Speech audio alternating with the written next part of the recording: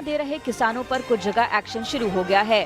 NHAI के अनुरोध पर नेशनल हाईवे से धरना दे रहे किसानों को आधी रात को पुलिस ने हटा दिया। नेशनल हाईवे अथॉरिटी ने पुलिस से गुजारिश की थी कि किसानों को हाईवे से हटाया जाए। इसके बाद आधी रात को एक्शन हुआ और किसानों को हटा दिया गया। आधी रात को पुलिस ने सोते किसानों को जगाया और वहाँ से खदेड़ दिया।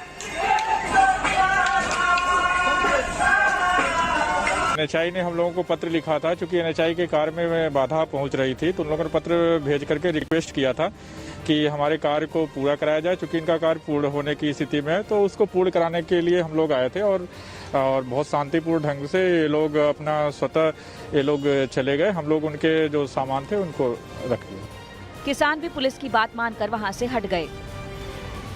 किसान आंदोलन के एक बड़े धड़े VM सिंह के ग्रुप के अलग होने के बाद माहौल बदल गया है।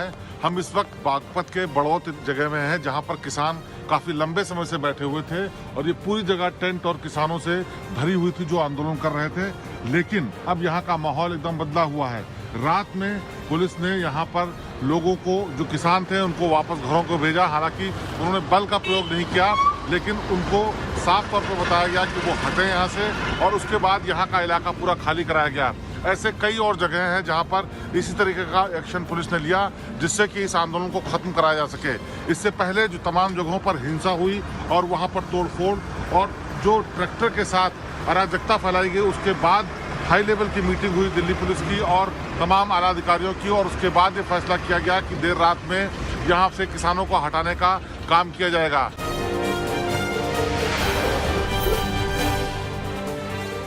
गाजीपुर बॉर्डर पर किसानों के धरना स्थल पर कल रात हंगामा हो गया। किसान नेताओं का आरोप है कि पुलिस ने रात को इनके कैंप की बिजली काट दी। किसानों के कैंप की बिजली गुल थी, लेकिन आसपास की स्ट्रीट लाइट चालू रही। किसानों ने पुलिस और सरकार पर आंदोलन को अस्थिर करने का आरोप लगाया है। तस्वीरें आपको दिखाना चाहेंगे। रात के तकरीबन 3 बज रहे हैं। मेरी बाईं तरफ अगर आप देखेंगे तो सड़क के एक तरफ स्ट्रीट लाइट जो है वो आपको जगमगाती हुई नजर आएगी। वहीं दूसरी तरफ अगर आप देखेंगे तो तमाम जो सोसाइटीज हैं उनमें भी लाइट जो है वो जलती हुई आपको नजर आएगी। तो वहीं तीसरी तरफ यानी मेरी दाहिनी तरफ, जहां पर किसानों का पिछले 2 महीने से आंदोलन चल रहा है, वहां पर अचानक से आपको अंधेरा जो है वो नजर आएगा और तमाम जो किसान हैं वो सड़कों पर पहरेदारी करते हुए नजर आएंगे। दरअसल तकरीबन 11 बजे देर रात को यहाँ पर अचानक से, जहाँ पर किसान पिछले 2 महीने से डटे हुए थे, वहाँ पर अचानक से लाइटें जो है वो बंद कर दी गई। ये किसने करी, क्यों करी, ये जांच का विषय है। लेकिन जब से ये लाइटें बंद हुई हैं, तब से यहाँ पर जो किसान हैं उनमें एक असमंजस की स्थिति जो है वो बनी हुई है। लगातार किसान लीडर्स का मानना है कि ये डर का माहौल जो है वो किसानों के बीच में प्रशासन की तरफ से किया जा रहा है। किसानों का कहना है कि प्रशासन अब डर का माहौल बना रहा है, इसीलिए हम लोग यहाँ रात में जग रहे हैं। प्रशासन चाहता है कि हमारा आंदोलन खत्म हो जाए। इसने फराज के खिलाफ कार्रवाई करी, मतलब झंडे तक आदमी कैसे चला गया? भाई झंडे तक तो गोली जानी चाहिए थी ना, वहाँ पे जो झंडे को वहाँ पे जाकर वहाँ तक जा रहा है। मतलब लाल किले के दरवाजे ऐसे खोलते जैसे किसी के घर में कोई मेहमान आ रहा हो। ये पूर्ण रूप से एक बड़ी साजिश थी किसान आंदोलन को बदनाम करने की। इस बीच किसान संगठनों ने लाल किले की घटना के लिए माफी मांगी है, लेकिन आंदोलन जारी रखने की बात कही है। किसान नेता राकेश टिकैत ने कहा कि हमारा आंदोलन जारी रहेगा। लाल किले पर जो कुछ हुआ और जिसने भी किया उसके खिलाफ कार्रवाई होनी चाहिए। जो भी हुआ, जिसने भी किया, हम उसके साथ नहीं।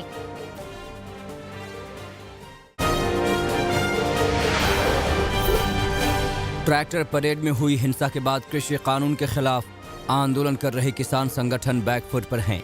किसान संगठन ने 1 फरवरी को प्रस्तावित संसद मार्च स्थगित करने का ऐलान किया है।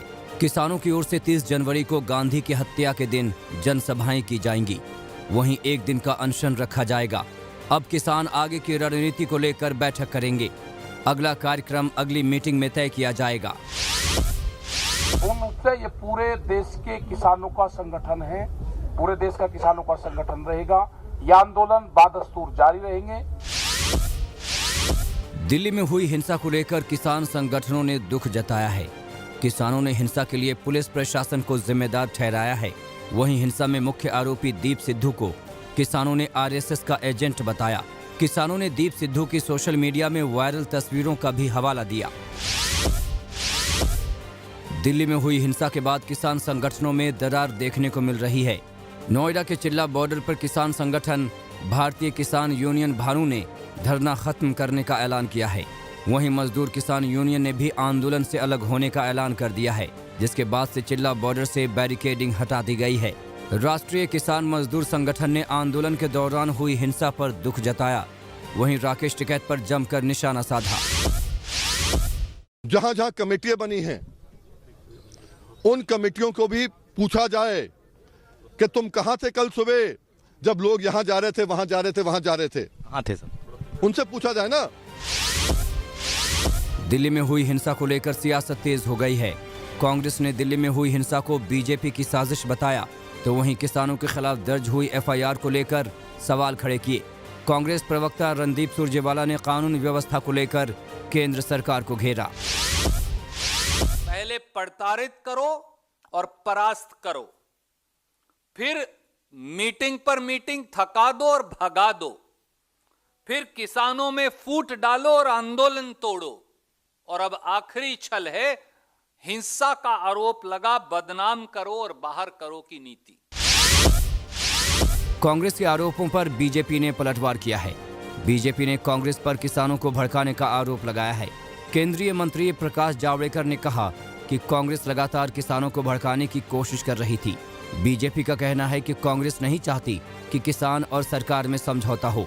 इसके लिए कांग्रेस यूथ के एक ट्वीट का हवाला भी सरकार की ओर से दिया गया। एक ट्वीट में कांग्रेस ने लिखा, अहिंसक मार्च को हिंसक दिखाने की कोशिश हो रही है। ये जो इतना लाल किले पर हुआ अहिंसक था, और जो नागलोई में हुआ था वो अहिंसक था। दिल्ली पुलिस ने हिंसा के पीछे किसान नेताओं पर संगीन आरोप लगाए हैं। दिल्ली पुलिस कमिश्नर ने कहा कि किसान नेता सतनाम सिंह पन्नू ने भड़काऊ भाषण दिया, तो वहीं दर्शनपाल सिंह ने रूट फॉलो नहीं किया। पुलिस का कहना था कि किसानों ने दिए गए रूट को फॉलो नहीं किया। वहीं ट्रैक्टर रैली को लेकर जो शर्तें रखी गई थी उसका उल्लंघन किया गया। पुलिस ने कहा है कि दोषियों को बख्शा नहीं जाएगा। ये हमारी और उनके बीच में एग्रीमेंट थी। हम जिम्मेवार रहे हैं और हम अपनी बड़े जिम्मेवारी के साथ जो एग्रीमेंट के हिसाब से हम पीसफुल रैली करवाना चाहते थे। ये जो वायलेंस हुई है वो टर्म्स एंड कंडीशंस को फॉलो नहीं करने की वजह से सब हुई है। इन सब जो वायलेंस हुई है इनमें सभी किसान लीडर्स भी शामिल रहे हैं। दिल्ली में हुई हिंसा में करीब 400 पुलिस वालों के जख्मी होने की खबर है, जिसमें कुछ को गंभीर चोटें आई हैं। प्रदर्शनकारियों ने 30 से ज्यादा पुलिस की गाड़ियों को नुकसान पहुंचाया है। दिल्ली पुलिस का कहना है कि किसानों की ओर से लगातार उकसाने का काम किया जा रहा था, लेकिन पुलिस ने पूरे संयम से काम लिया। दिल्ली में हुई हिंसा को लेकर पुलिस एक्शन में नजर आ रही है। मामले को लेकर एफआईआर दर्ज की गई है। वहीं 200 से ज्यादा लोगों को हिरासत में लिया गया है। हिंसा को लेकर कई किसान नेताओं पर भी एफआईआर दर्ज की है।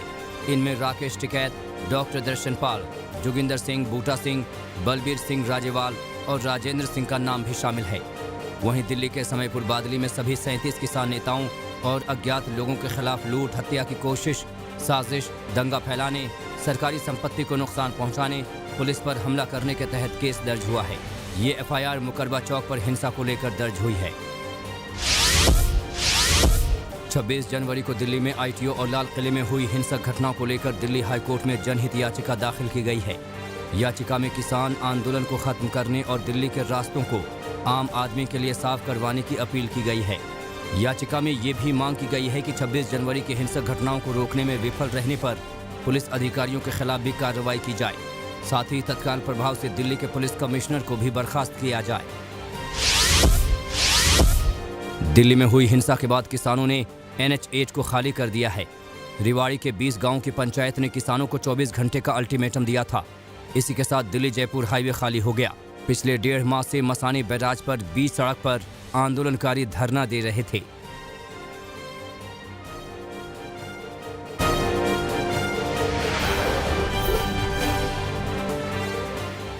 दिल्ली की हिंसा में 300 से ज्यादा पुलिस वाले घायल हुए। उन्होंने अपनी डरा देने वाली आपबीती सुनाई है। उनका कहना है कि हजारों प्रदर्शनकारी तलवार, फरसा, लोहे की रॉड लेकर उपद्रव करते रहे। पुलिस कर्मियों ने उतना ही बल इस्तेमाल किया जिससे लोग भड़के नहीं, बस काबू में आ जाएं।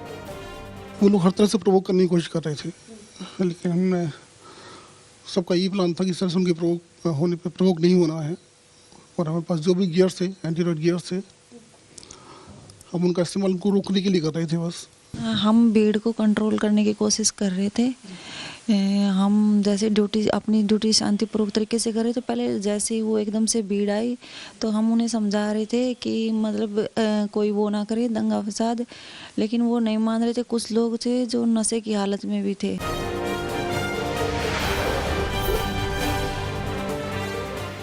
26 जनवरी के दिन किसानों के हंगामे की कुछ और हैरान करने वाली तस्वीरें ड्रोन कैमरे में कैद हुई है। कहीं ट्रैक्टर तो कहीं पुलिस पर कार ही चढ़ाने लगे थे उपद्रवी। चिंतामणि चौक की तस्वीरें हैं जहां उत्पातियों को पुलिस ने दिल्ली में प्रवेश नहीं करने दिया। पुलिस जब रोकने की कोशिश कर रही थी तब एक उपद्रवी ने कार से पुलिस वालों को कुचलने की कोशिश की, लेकिन वो बाल बाल बच गया।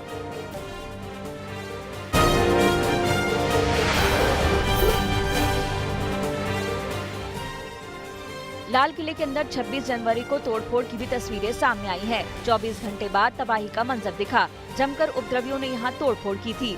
हर तरफ तोड़फोड़ और तबाही के निशान दिखे। बुकिंग काउंटर से लेकर मेटल डिटेक्टर सब कुछ किसानों ने तोड़ डाला। रेलिंग भी तोड़ दी गई, जिसकी वजह से पुलिस वालों को कई फुट गहरी खाई में कूदना पड़ा।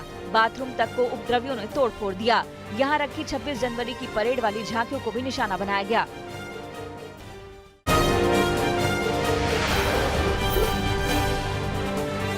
संसद की कैंटीन में सांसदों और अन्य लोगों को मिलने वाली सब्सिडी के खत्म होने के बाद अब नई रेट लिस्ट जारी कर दी गई है।